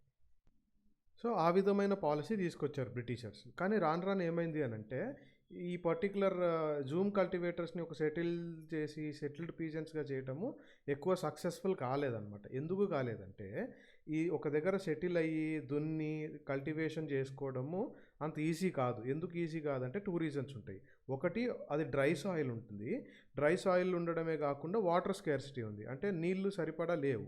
సో ఇలాంటి ప్రదేశాల్లో ఒక దగ్గర సెటిల్ అయ్యి ఉండి పొలం పనులు లేదా పంట పండించడం చాలా కష్టం అనమాట. సో జూమ్ కల్టివేటర్స్ చాలా దెబ్బతిన్నారు. ఈ విషయంలో చాలా దెబ్బతిన్నారు. తర్వాత ఇంకో విషయం ఏంటంటే వాళ్ళు అనుకున్నంత పంట రాలేదు. అనుకున్నంత పంట పండట్లేదు. ఎందుకు? వాటర్ స్కేర్సిటీ, డ్రై ఉండడం వల్ల. ఆ తర్వాత ఇంకా వీళ్ళు వైడ్ స్ప్రెడ్ ప్రొటెస్ట్, నిరసనలు, ఆందోళనలు చేసేటప్పటికి బ్రిటిషర్స్ ఇంకా ఏమీ చేయలేక షిఫ్టింగ్ కల్టివేషన్ చేసుకునే వాళ్ళని కొన్ని ఫారెస్ట్లో ఉన్న కొన్ని పార్ట్స్లో షిఫ్టింగ్ కల్టివేషన్ చేసుకునే వాళ్ళని ఇంకా షిఫ్టింగ్ కల్టివేషన్ కంటిన్యూ చేయమని చెప్పింది అనమాట. సో ఆ విధమైనటువంటి పరిణామాలు. సో ఈ ఫోటో చూడండి, tribal workers in rice field in Andhra Pradesh. Next ఏంటి అంటే ఫారెస్ట్ లాస్ కొన్ని వచ్చినాయి. సో ఇప్పటిదాకా కల్టివేషన్కి సంబంధించి లేదా ఫార్మింగ్కి సంబంధించి పీజెంట్స్గా ఎట్లా ఉండాలి, ట్రైబల్ కమ్యూనిటీస్ ఎట్లా ఉండాలి అనేది చూసాం కదా. ఇప్పుడు ఫారెస్ట్ లాసే వచ్చినాయి. అంటే ఫారెస్ట్ని ఏ విధంగా వాడుకోవాలి ఏంటో కూడా వీళ్ళు చట్టాలు తయారు చేశారనమాట. సో ఆ ఇంపాక్ట్ ఎట్లా ఉందో మనం ఇప్పుడు చూద్దాం. వీళ్ళు తెచ్చిన ఫారెస్ట్ లాస్ ఏ విధమైన ఇంపాక్ట్ చూపించినాయి, ఏ విధంగా మోస్ట్లీ ట్రైబల్ పాపులేషన్కి హాని కలిగించినాయి, వాళ్ళ లైఫ్స్ ఏ విధంగా మార్చేసినాయి చూద్దాము. సో జనరల్గా ఏంటంటే లైఫ్ ఆఫ్ ట్రైబల్ గ్రూప్స్ యొక్క జీవితాలు డైరెక్ట్గా ఫారెస్ట్తో కనెక్ట్ అయి ఉంటాయి అన్నమాట. సో ఎప్పుడైనా ఈ ఫారెస్ట్ లాస్లో చేంజెస్ వస్తాయో అది మనము డైరెక్ట్గా కనెక్ట్ అయిన వాళ్ళ లైఫ్స్ కనెక్ట్ అయిన ఫారెస్ట్ లాస్లో చేంజెస్ తీసుకొస్తారు. డైరెక్ట్గా ఇంకా వాళ్ళ లైఫ్స్ కూడా ఎఫెక్ట్ అవుతాయి కదా. లైఫ్స్ కూడా మంచో చెడో మనకు తెలియదు కానీ ఎఫెక్ట్ అయితే ఈజీ ఖచ్చితంగా. సో ఆ విషయంలో బ్రిటిషర్స్ ఏ విధంగా వ్యవహరించారో చూద్దాము. The British extended there control over all forests. So forest అన్నిటి మీద వీళ్ళు ఒక పట్టు సాధించారు, వాళ్ళ కంట్రోల్లోకి తెచ్చుకున్నారనమాట. ఏ విధంగా? They declared the forest as state property. అంటే ఫారెస్ట్స్ అన్నీ అప్పుడు రాష్ట్ర ప్రభుత్వమో లేదా బ్రిటిష్ ఇండియా ప్రభుత్వం ఉంటుంది కదా, అది స్టేట్కి సంబంధించిన ప్రాపర్టీ. అంతకుముందు దాకేంటి, ఆ ఫారెస్ట్లో ఉన్న ట్రైబ్స్ వాటిలో ఉన్న ఫారెస్ట్ ప్రొడ్యూస్ అంతటిని ఎంజాయ్ చేస్తున్నారు, హంటింగ్ చేసుకుంటున్నారు, అన్నీ చేస్తున్నారు. సో ఆ విధంగా ఉన్న ఒక ఫారెస్ట్ ట్రైబల్స్కి సంబంధించిందిగా ఎలా ఉందో ఇప్పుడు అదంతా స్టేట్ ప్రాపర్టీ అన్నట్టుగా డిక్లేర్ చేశారనమాట. కొన్ని ఫారెస్ట్ని రిజర్వ్డ్ ఫారెస్ట్గా కూడా డిక్లేర్ చేశారు. ఎందుకు అని అంటే దే ప్రొడ్యూస్ టింబర్ ప్రొడ్యూస్ చేస్తాయి కాబట్టి టింబర్ బ్రిటిషర్స్కి చాలా అవసరం ఉందన్నమాట. సో అందుకనే రిజర్వ్డ్ ఫారెస్ట్గా కూడా డిక్లేర్ చేసేసారనమాట. ఈ ఫారెస్ట్లో ప్రజలకి ఫ్రీగా మూవ్ అయ్యే ఒక రైట్ లేదు. రిజర్వ్డ్ ఫారెస్ట్ ఏవైతే ఉంటాయో ఆ ఫారెస్ట్లో ప్రజలు కానీ ట్రైబల్ పాపులేషన్ ఎవరైనా ఫ్రీగా మూవ్ అవ్వలేరు అనమాట. అదేవిధంగా ఫ్రీగా మూవ్ అవ్వలేరంటే ఇంకా వాళ్ళు అక్కడ they can't practice Zoom cultivation కూడా చేయలేరు. తర్వాత అక్కడ ఉండే ఫ్రూట్స్ని వాళ్ళు కలెక్ట్ చేసుకోలేరు. తర్వాత ఆ ఫారెస్ట్లో రిజర్వ్ ఫారెస్ట్లో ఉన్న యానిమల్స్ని హంట్ చేయలేరు అనమాట. సో ఈ విధంగా వాళ్ళు రూల్స్ పెట్టేటప్పటికి force to move to other areas. ఈ ట్రైబల్స్ ఎవరైతే ఉన్నారో మరి ముఖ్యంగా జూమ్ కల్టివేషన్ ఫాలో అయ్యేవాళ్ళు వీళ్ళందరూ ఇక ఫోర్స్ఫుల్గా అంటే చాలా ఒత్తిడికి లోనయ్యి బలవంతంగా వేరే ప్లేసెస్కి వెళ్ళాల్సి వచ్చింది. ఈ ఫారెస్ట్ ప్రొడ్యూస్ మీద డిపెండ్ అవ్వడం కాకుండా వేరే లైవ్లీహుడ్, వేరే బతుకు తెరువులు, వేరే పనులు వెతుక్కోవాల్సి వచ్చింది అనమాట. సో ఆ పరిస్థితి ఫారెస్ట్ లాస్ ఆ విధమైనటువంటి చేంజెస్ తీసుకొచ్చినాయి. కానీ బ్రిటిషర్స్కి ఒక చిన్న చిక్కు వచ్చి పడింది. ఏంటి అని అంటే ఇప్పుడు సపోజ్ ఆ ఫారెస్ట్లో నుండి ట్రైబల్ పాపులేషన్ అందరికీ అక్కడ ఈజీగా మూవ్ అవ్వలేరు, అక్కడ ఉండడానికి వీల్లేదు, అక్కడ ఏం చేయడానికి వీల్లేదు అనేటప్పటికి వాళ్ళు వేరే ప్రదేశాలకు వెళ్ళిపోయారు కదా. సో వేరే ప్రదేశాలకు వెళ్ళిపోయేటప్పటికి మనం ఇందాక ఏం చూసాము, టింబర్ బ్రిటిషర్స్కి చాలా అవసరము. సో ఈ టింబర్ కొట్టాలంటే ఎవరు, చెట్లు నరకాలంటే ఏం చేయాలి, ఎక్కువ అప్పుడు టింబర్ కానీ చాలా వరకు వుడ్ ఈ ఫారెస్ట్ డిపార్ట్మెంట్ ద్వారా ప్రొక్యూర్ చేసి ఎక్కువ రైల్వే స్లీపర్స్, ట్రాన్స్పోర్ట్ లాగ్స్గా వాడేవాళ్ళు అనమాట. సో వాటన్నిటినీ చెట్లను కొట్టడము, నరకడము, వాటికి వాళ్ళకి లేబర్ కావాలి కదా, వాళ్ళు ఎక్కడి నుంచి వస్తారు, ఆ చిక్కు వచ్చి పడింది అనమాట. సో అప్పుడు ఏం ఆలోచించారు ఈ కొలోనియల్ అఫీషియల్స్, ఒక సొల్యూషన్ తీసుకొచ్చారనమాట. ఏంటా సొల్యూషన్ అంటే వాళ్ళు జూమ్ కల్టివేటర్స్ ఎవరైతే ఉంటారో వాళ్ళకి ఒక చిన్న ప్యాచ్ ఆఫ్ ల్యాండ్ ఇచ్చేసారనమాట. ఫారెస్ట్ ల్యాండ్లోనే చిన్న ల్యాండ్ ప్యాచెస్ వాళ్ళకి ఇచ్చేశారు, రైట్స్ ఇచ్చారు, వాళ్ళ కంట్రోల్లో ఉంచుకోమని చెప్పారనమాట. And allow them to cultivate, ఆ పర్టికులర్ ల్యాండ్స్ని వాళ్ళు కల్టివేట్ చేసుకోమని వాళ్ళకి చెప్పారు, వాళ్ళకి పర్మిషన్ ఇచ్చారనమాట. కానీ ఒక కండిషన్ పెట్టారు. ఏంటా condition? Who lived in the villages would have to produce labour to the forest department and look after the forest. అదనమాట ఏంటా కండిషన్ అంటే, ఆ పర్టికులర్ విలేజ్లో ఎవరైతే ఉంటారో వాళ్ళకి ఎక్కడైతే భూములు రాసి ఇచ్చారో ఆ విలేజ్లో ఉండే వాళ్ళందరూ ఈ ఫారెస్ట్ డిపార్ట్మెంట్కి ఏదైతే లేబర్ అవసరం ఉంటుంది కదా, దేనికి చెప్పాను ఇందాక, రైల్వే స్లీపర్ చేయడానికి లేదా చెట్లు నరకడానికి వేర్వేరు ఫారెస్ట్ డిపార్ట్మెంట్ కింద లేబర్ అవసరం ఉంటుంది కదా, ఆ లేబర్కి కావాల్సిన హెల్ప్ ప్రొవైడ్ చేయాలి, లేదా వాళ్ళకి ఫారెస్ట్ డిపార్ట్మెంట్ కింద లేబరర్స్గా పనిచేయాలి. ఆ తర్వాత ఆ ఫారెస్ట్ని కూడా వీళ్ళకి అనుకూలంగా, అంటే ఫారెస్ట్ డిపార్ట్మెంట్కి అనుకూలంగా వాళ్ళ రూల్స్ ప్రకారం ఫారెస్ట్ని చూసుకోవాలి అనే ఒక కండిషన్ మీద వాళ్ళకి కొన్ని ల్యాండ్ ప్యాచెస్ అలాట్ చేశారనమాట. ఆ తర్వాత ఏమైంది, చాలా వరకు రీజియన్స్లో forest villages to ensure a regular supply of cheap labour. దీన్ని బట్టి ఏమైపోయిందంటే, ఈ ఫారెస్ట్ విలేజెస్ ఏవైతే ఉన్నాయో ఇందాక క్రియేట్ చేసినవి, ఇవి ఎక్కువ శాతము ఫారెస్ట్ డిపార్ట్మెంట్కి ఒక చీప్ లేబర్ సప్లై చేయడానికే యూజ్ చేస్తూ ఉన్నారనమాట. సో ఆ విధంగా ట్రైబల్ గ్రూప్స్ ఏవైతే ఉన్నాయో ఫారెస్ట్ అంతా వాళ్ళదిగా భావించి, ఫారెస్ట్ అంటే అడవి పుత్రులుగా భావించే వాళ్ళని ఈ పరిస్థితికి, అంటే వాళ్ళకి దాని మీద హక్కు లేకుండా వేరే బ్రిటిషర్స్ క్రియేట్ చేసిన ఫారెస్ట్ డిపార్ట్మెంట్కి అనుకూలంగా పనిచేసే ఒక పరిస్థితి, ఫారెస్ట్ డిపార్ట్మెంట్ కింద లేబరర్స్గా పనిచేసే ఒక పరిస్థితికి తీసుకొచ్చింది కొలోనియల్ రూల్ అనమాట. సో ఇవన్నీ చదవండి, మీకు ఈజీగా అర్థమవుతుంది. సో కొంతకాలం అట్లా నడిచింది. ఆ తర్వాత ఏంటి అంటే, ట్రైబల్ గ్రూప్స్ ఈ పర్టికులర్ విధానంకి ఏ విధంగా రియాక్ట్ అయ్యారు? They reacted against the colonial forest laws. Colonial forest laws ఏవైతే ఉంటారో దాని మీద తిరగబడ్డారు, లైక్ వ్యతిరేకంగా తిరిగారనమాట. ఏం చేశారు వాళ్ళు? ఈ కొత్త రూల్స్ని డిసోబే చేశారు, అవిధేయత చూపించారనమాట. వాళ్ళు అంతకుముందుగా వాళ్ళు ఏ విధంగా ప్రాక్టీస్ చేసేవాళ్ళు జూమ్ కల్టివేషను, ఆ పర్టికులర్ ప్రాక్టీస్ ఇల్లీగల్ అని డిక్లేర్ చేసినా కానీ ఆ ప్రాక్టీసెస్ వైపే వాళ్ళు మొగ్గు చూపారనమాట. ఆ తర్వాత మెల్లగా ఓపెన్ రెబెలియన్, అంటే బహిరంగంగా తిరుగుబాటు స్టార్ట్ అయిపోయింది. అలా స్టార్ట్ అయిన రెబెలియన్ ఏంటిది అని అంటే, రివోల్ట్ ఆఫ్ సోన్గ్రామ్ సంగ్మా 1906లో అస్సాంలో జరిగింది అన్నమాట. తర్వాత ఫారెస్ట్ సత్యాగ్రహాస్ ఇవన్నీ జరుగుతూ వచ్చినాయి. ఆ విధంగా ట్రైబల్స్ తిరుగుబాటుకి లేశారు. నెక్స్ట్ టాపిక్ వెళ్ళే ముందు ఇక్కడ చూడండి, గోదారా ఉమెన్ వీవింగ్. సో వీళ్ళు ఏ స్టేట్కి సంబంధించిన గ్రూప్ మీరు ఐడెంటిఫై చేయండి. So next, the problem with trade, అంటే వాణిజ్య వ్యాపారాల వల్ల వచ్చిన ప్రాబ్లం ఏంటి? 19th centuryలో ఏమైందంటే, ట్రైబల్ గ్రూప్స్ ఏమనుకున్నారంటే, ఈ ట్రేడర్స్, మనీ లెండర్స్, వాణిజ్య వ్యాపారాలు చేసే వాళ్ళు, అప్పులోళ్ళు ఉంటారు కదా, వీళ్ళు ఎందుకు వస్తున్నారు ఫారెస్ట్కి? ఎక్కువ రావడం స్టార్ట్ చేశారనమాట. ఎందుకు వస్తున్నారంటే, ఫారెస్ట్ ప్రొడ్యూస్ కొనుక్కొని వెళ్ళడానికి, తర్వాత అప్పులు ఇవ్వడానికి, ఆఫరింగ్ క్యాష్ లోన్స్, డబ్బుల్ని అప్పుగా ఇవ్వడం కోసం. ఇంకోటి ఏంటంటే, ఈ ఫారెస్ట్ డ్వెల్లర్స్ ఎవరైతే ఉంటారో, ఈ ట్రైబల్ గ్రూప్స్ వీళ్ళందరినీ జీతాల కోసం వాళ్ళ కింద పనిచేయమని అడగడం కోసం అనమాట. సో అందుకోసమని ఎక్కువ ఈ ట్రేడర్స్, మనీ లెండర్స్ వస్తూ ఉన్నారు. సో దాని యొక్క పరిణామాలు అర్థమవడానికి కొంత టైం పట్టింది వీళ్ళకి, ఆ ట్రైబల్ గ్రూప్స్కి. ఏ విధంగా చేశారో మనం ఇక్కడ చూద్దాం అనమాట. సో ఇండియన్ సిల్క్ ఏదైతే ఉంటుందో, పట్టు ఉంటుంది కదా, ఇండియన్ సిల్క్, ఆ పట్టు చాలా డిమాండ్ అనమాట యూరోపియన్ మార్కెట్స్లో. ఎందుకు? ఇండియన్ సిల్క్కి అద్భుతమైన క్వాలిటీ ఉంటుంది, తర్వాత దాని వాల్యూ ఎక్కువ ఉంటుంది.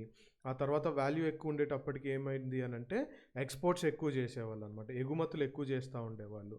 ఆ తర్వాత ఇంకా అంత డిమాండ్ పెరిగిపోయేటప్పటికి చాలా ఫాస్ట్గా ఎక్స్పోర్ట్స్ పెరిగినాయి. సో ఎక్కువ ప్రొడక్షన్ చేయాల్సిన అవసరం వచ్చిందనమాట. సో ఎక్కువ ప్రొడక్షన్ చేసేటప్పటికి మార్కెట్ ఇట్లా పర్టికులర్ సిల్క్ మార్కెట్ ఎక్స్పాండ్ అయిపోయింది. ఆ తర్వాత ఏం చేశారంటే, ఈస్ట్ ఇండియా కంపెనీ ఉన్నారు కదా, ఈస్ట్ ఇండియా కంపెనీ అఫీషియల్స్ వాళ్ళు ఈ సిల్క్ ప్రొడక్షన్ని బాగా ఎంకరేజ్ చేశారు. ఎందుకు ఎంకరేజ్ చేశారు? To meet the growing demand. పెరుగుతున్న డిమాండ్ని వీళ్ళు క్యాష్ చేసుకోవడం కోసము, పెరుగుతున్న డిమాండ్కి సప్లై చేయాలి కాబట్టి ఆ సప్లై కోసం వీళ్ళు బాగా ఎంకరేజ్ చేశారనమాట. ఎక్కడ ఏంటి ఎగ్జాక్ట్‌గానంటే హజారీబాగ్. హజారీబాగ్ ఎక్కడుంది? ఇవాల్టి జార్ఖండ్‌లో ఉంటదనమాట. అక్కడ ఉండే ట్రైబ్స్ ఎవరు? సంతాల్స్ అనమాట.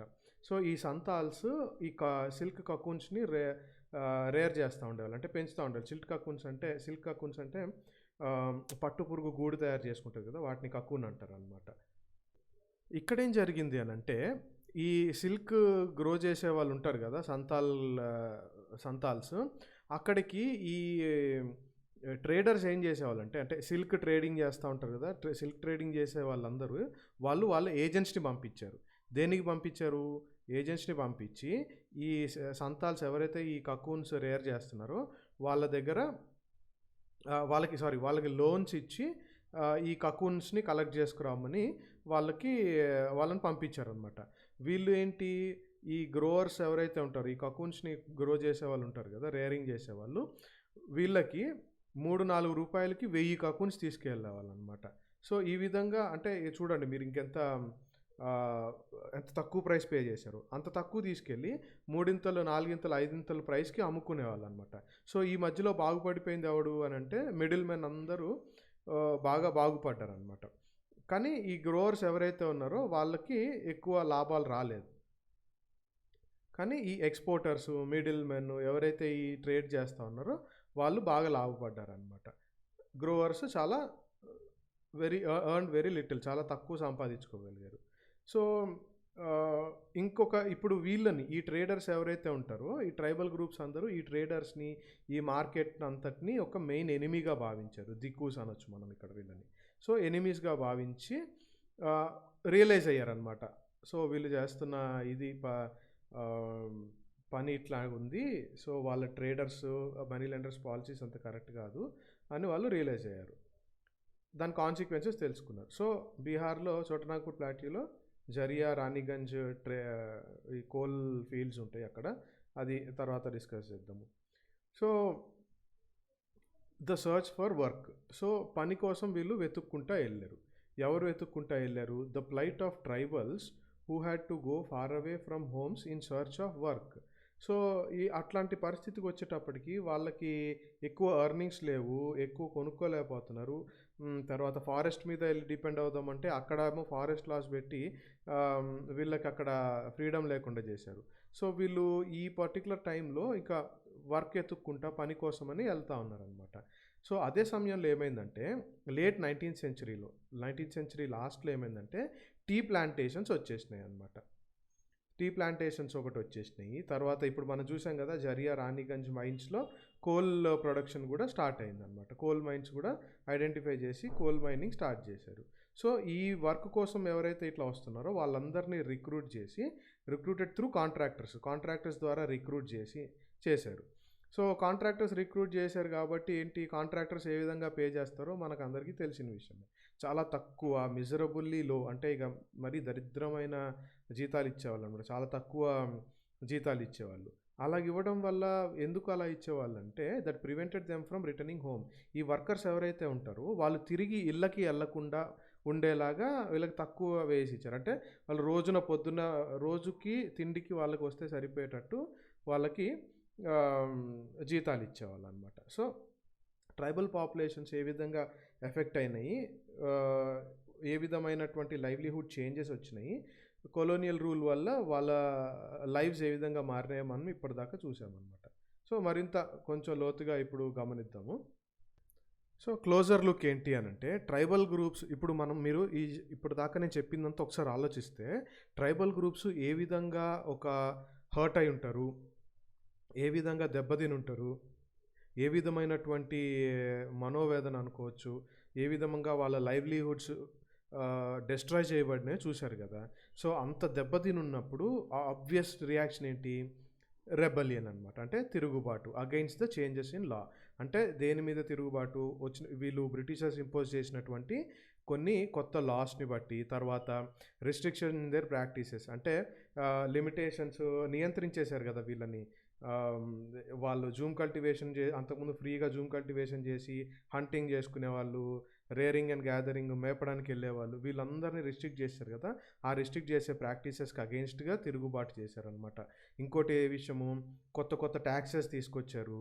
కొత్త కొత్త ట్యాక్సెస్ తీసుకొచ్చి వాటిని ఇంపోజ్ చేశారు వాటికి వ్యతిరేకంగా. ఆ తర్వాత ఈ ట్రేడర్స్, మనీ లెండర్స్ చాలా ఎక్స్‌ప్లాయిట్ చేశారు. ట్రేడర్స్ ఏమో చాలా తక్కువకి కొని ఎక్కువ ఏమంటారు ఎక్కువకి అమ్ముకొని వాళ్ళ లైవ్లీహుడ్ లేకుండా చేశారు.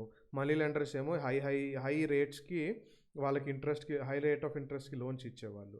సో జరిగిన రివోల్ట్స్లో ఏంటంటే ఇవి చాలా ఇంపార్టెంట్, గుర్తుపెట్టుకోండి. ఎక్కడ జరిగినవి కూడా, ఏ స్టేట్లో ఉన్నాయి కూడా గుర్తుపెట్టుకోవాలి. కోల్స్ రెబల్డ్ 1831-32లో కోల్స్ రెబల్ అయ్యారు. తర్వాత సంతాల్స్ వాళ్ళు రివోల్ట్ చేశారు. తర్వాత Bastar rebellion in central India. తర్వాత Warli revolt in Maharashtra.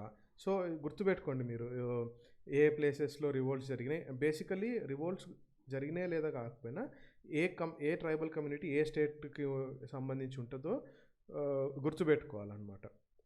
So అది అనమాట. సో ఇప్పుడు మనము స్టార్టింగ్లో బిర్సా అనే వ్యక్తి గురించి చూసాం కదా. సో ఈ బిర్సా ముండా అనే వ్యక్తి గురించి ఇక్కడ మనము కొంచెం తెలుసుకుందాము.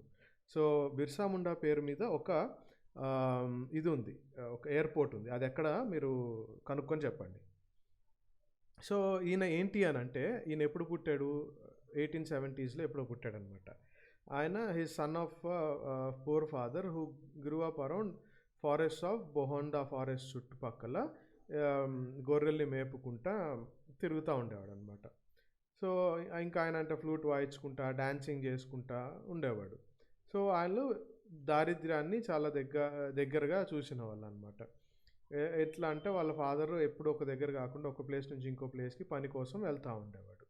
సో ఒక టీనేజ్కి వచ్చేటప్పటికి 16 to 18 ఏజ్ వచ్చేటప్పటికి బిర్సా ఏమని విన్నాడంటే, ఒక ముండా అప్రైజింగ్స్ అంటే తిరుగుబాటు అనుకోండి, లేదా అవిధేయతని చూపించడం అనుకోండి, వీటన్నిటి గురించి కథలుగా విన్నాడనమాట.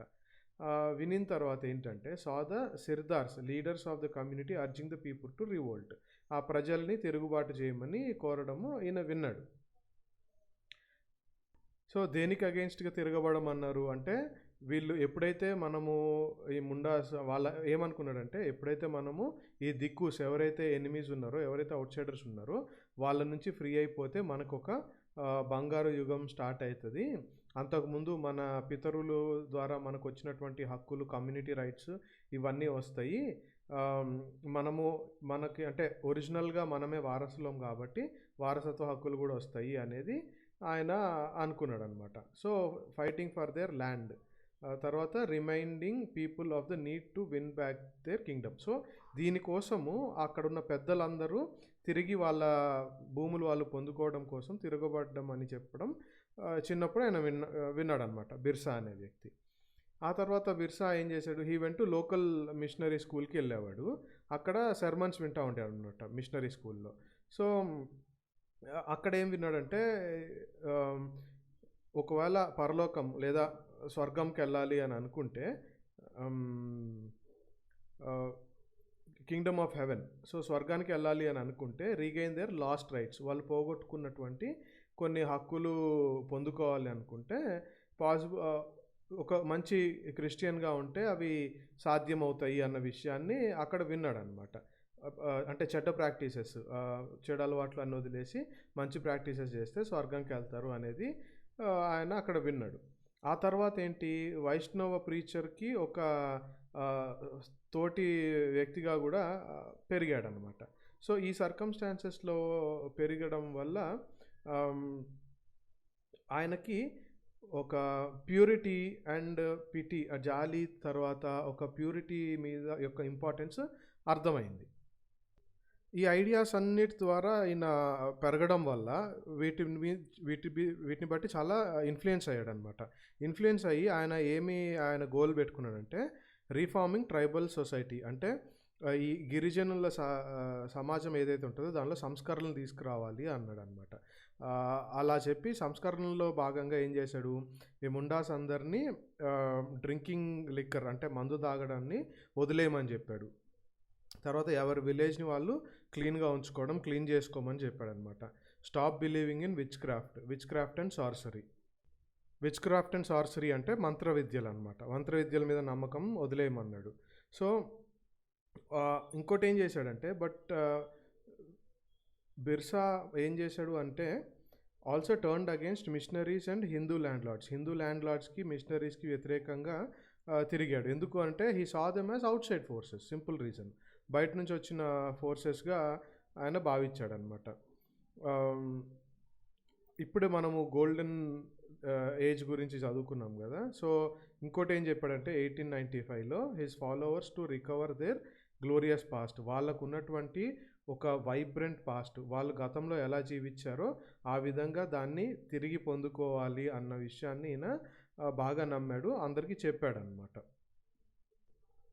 ఇంకో విషయం ఏం చెప్పాడంటే golden age in the past, Satyayug అంటే సత్యయుగం ఎప్పుడు అని అంటే ముండాస్ అందరూ కలిసి ట్రైబ్ అంతా కలిసి ఒక మంచి జీవితాన్ని జీవించి, ఎంబాంక్మెంట్స్ అంటే రివర్ పక్కన మంచి కట్టడాలు కట్టుకొని, తర్వాత న్యాచురల్ స్ప్రింగ్స్లోంచి న్యాచురల్గా వచ్చే వాళ్ళ రీసోర్సెస్ నుంచి, ట్రీస్ నుంచి, ఆర్చర్డ్స్ నుంచి వాళ్ళు ప్లాంటేషన్స్ చేసి వాళ్ళ సొంతగా వాళ్ళు పంటలు పండించుకొని కల్టివేషన్ చేసి, తర్వాత ఒకళ్ళు చంపుకోకుండా సోదరాభావంతో ఉండి ఒకళ్ళు చంపుకోకుండా నిజాయితీగా ఉన్నప్పుడు ఏంటంటే వాళ్ళు ఒక సత్యయుగంలోకి వెళ్ళినట్టు అనమాట. ఇంకోటి ఏం చేశాడు అని అంటే once again work on their lands, మళ్ళీ ఒకసారి వాళ్ళ సొంత ల్యాండ్లో వాళ్ళు పని చేసుకొని సొంత సెటిల్మెంట్స్లో ఉండి సొంతగా ఫీల్డ్స్ కల్టివేట్ చేసుకోవడాన్ని కూడా ప్రమోట్ చేశాడు అనమాట. సో కొంచెం బ్రిటిష్ అఫీషియల్స్ ఏంటంటే కంగారు పడ్డారు. అసలు ఈ బిర్సా ముండా బిర్సా మూమెంట్ స్టార్ట్ చేశాడు కదా ఇతను, దీని వెనకాల ఏమైనా రాజకీయ ఉద్దేశాలు ఉన్నాయా, ఎందుకు మిషనరీస్ని మలీనర్స్ని హిందూ ల్యాండ్ లార్డ్స్ని వెళ్ళగొట్టేసి ఒక ముండా రాజ్ అంటే ఆ ట్రైబల్ రాజ్యం ఒకటి క్రియేట్ చేయాలనుకున్నాడా అనేది వీళ్ళకి అనుమానం వచ్చిందనమాట. ఈ మూమెంట్ తర్వాత ఏమని ఐడెంటిఫై చేశారంటే ఆల్ దీస్ ఫోర్సెస్ యాజ్ అంటే ఈయన ఏమనుకున్నాడు ఈ మూమెంట్ స్టార్ట్ చేసే ముందు, ఈ పైన ఈ missionaries money lenders Hindu landlords government వీళ్ళందరూ ఏంటంటే వీళ్ళే వాళ్ళ యొక్క బాధలకి వాళ్ళ యొక్క కష్టాలకి కారణం అన్న విషయాన్ని గ్రహించారనమాట. ఆ మూమెంట్లో హైలైట్ చేశారు ఆ విషయాన్ని. సో వీళ్ళు ఏమేమి భావించారంటే బ్రిటిష్ తెచ్చిన ల్యాండ్ పాలసీస్, వాళ్ళ ట్రెడిషనల్ ల్యాండ్ సిస్టమ్ అంటే ట్రైబల్స్గా ముండాస్ ఫాలో అయిన ట్రెడిషనల్ ల్యాండ్ సిస్టమ్ ఏదైతే ఉందో అది డెస్ట్రాయ్ చేసేలాగా ఉంది. తర్వాత Hindu landlords money lenders అంటే మనీ రీపే చేయకపోతే వాళ్ళ భూములు తీసేసుకుంటున్నారు. మిషనరీస్ ఏమో వాళ్ళ ట్రెడిషనల్ కల్చర్ని డెస్ట్రాయ్ చేయాలనుకుంటున్నారు, క్రిటిసైజ్ చేస్తున్నారు. సో ఇవన్నీ ఏంటంటే అవుట్ సైడర్ ఇన్ఫ్లుయెన్స్గా భావించాడనమాట. భావించిన తర్వాత ఏంటంటే మూమెంట్ ఇంకా అట్లా స్ప్రెడ్ అయ్యేటప్పటికి ఇంకా బ్రిటిషర్స్ రియలైజ్ అయ్యారు ఇది ఇంకా పెద్ద మూమెంట్ అయిపోతుంది అని భావించి బిర్సాని అరెస్ట్ చేసి జైల్లో వేసాడు. 2 years జైల్లో వేసారనమాట. బిర్సా ఏం చేశాడు తర్వాత బిర్సా వాజ్ 2 years తర్వాత ఆయన రిలీజ్ అయిన తర్వాత తిరిగాడు అనమాట. ప్రతి ఒక్క ప్లేస్ తిరుగుతా సపోర్ట్ గ్యాదర్ చేసుకొని ఆయన ట్రెడిషనల్ సింబల్స్ని యూజ్ చేసి జనాల్లో ట్రెడిషనల్ లాంగ్వేజ్ని యూజ్ చేసి ప్రజల్లో చైతన్యం క్రియేట్ చేశారు, లేదా రెచ్చగొట్టాడని అనుకోవచ్చు అనమాట. ఎట్లాగా ఏ విధంగా అంటే అర్జింగ్ దెమ్ టు రావణుణ్ణి డెస్ట్రాయ్ చేయాలి అని చెప్పాడు. ఇక్కడ రావణులు ఎవరంటే దిక్కూస్ అనమాట అండ్ ద యూరోపియన్స్. సో ఆ విధంగా వాళ్ళని రెచ్చగొట్టాడు. ఇంకా బిర్సా ఫాలోవర్స్ ఆయన చెప్పినట్టు విని వాళ్ళని అటాక్ చేయడము, పోలీస్ స్టేషన్స్ని అటాక్ చేశారు, చర్చెస్ని అటాక్ చేశారు. తర్వాత మనీ లెండర్స్ యొక్క ప్రాపర్టీస్ని రేడింగ్ చేయడము, జమీందార్స్ని అటాక్ చేయడము, ఒక వైట్ ఫ్లాగ్ని పాతి పెడతారనమాట. బిర్సా రాజ్ని ఎస్టాబ్లిష్ చేసినట్టు ఒక వైట్ ఫ్లాగ్ని పెట్టారనమాట. ఆ తర్వాత బిర్సా డైడ్ ఆఫ్ కొలెరా 1900లో ఆయన చనిపోయిన తర్వాత ఇంకా ఈ మూమెంట్ అంతా చల్లబడిపోయింది, ఇక అసలు ఇంకెక్కడ కనిపించలేదన్నమాట. సో ఈ మూమెంట్ సిగ్నిఫికెంట్ 2 విషయాల్లో. ఫస్ట్ చదువుదాం ఇక్కడ. It forced the colonial government to introduce laws so that the land of the tribals could not be easily taken over by the dikus. అంటే వాళ్ళకి ఈ పరిస్థితుల్లో ఇంక గతి లేక కొన్ని చట్టాలు చేసి, ఆ చట్టాలు చేయడం వల్ల ఆహ్, ఈ ల్యాండ్ అంత ఈజీగా ఆహ్, వీళ్ళు దిక్కూస్ అంటే ఎవరైతే ఉన్నారో ల్యాండ్ లార్డ్స్‌గా, మనీ లెండర్స్ ఎవరైతే బాగున్నారో వాళ్ళు ఈజీగా వాళ్ళ చేతిలోకెళ్ళకుండా కాపాడే విధంగా ఆహ్, కొలోనియల్ గవర్నమెంట్ లాస్ ఇంట్రొడ్యూస్ చేశారు. తర్వాత ఏంటంటే it showed once again that the tribal people had the capacity to protest against injustice అనమాట. సో ఏం చూపించింది, ట్రైబల్స్ అందరూ ఒక్కటైతే చూసాం కదా మనం ఎంత హింసకి దారి తీసిందో, ఏ విధంగా తిరగబడ్డారో. సో వాళ్ళకి అన్యాయం జరిగితే అన్యాయానికి వ్యతిరేకంగా పోరాడడానికి, అన్యాయానికి వ్యతిరేకంగా ఏది చేయడానికన్నా వీళ్ళు ట్రైబల్స్ సిద్ధమే, వాళ్ళకి ఆ కెపాసిటీ ఉంది. తర్వాత ఈ కొలోనియల్ రూల్కి అగెయిన్స్ట్గా కోపపడి దాన్ని ఎక్స్ప్రెస్ చేసే వాళ్ళకి ఆ కెపాసిటీ కూడా ఉందని మనకి ఇక్కడ అర్థమవుతుంది అనమాట. సో ఇది ఇప్పటిదాకున్న details, tribal areas, tribal movements ఎట్లున్నాయో. ప్రతి స్టేట్లో ఏ ట్రైబల్ గ్రూప్స్ ఉంటాయి, ట్రైబల్ గ్రూప్స్ వాటి రివోల్ట్స్ గురించి కూడా చదువుతాము మోడర్న్ ఇండియన్ హిస్టరీలో క్లియర్గా. సో అవన్నీ తెలుసుకోండి. అప్పటిదాకా ఇవి సాల్వ్ చేయండి. మళ్ళీ నెక్స్ట్ చాప్టర్లో కలుద్దాం. అప్పటిదాకా స్టే సేఫ్, టేక్ కేర్.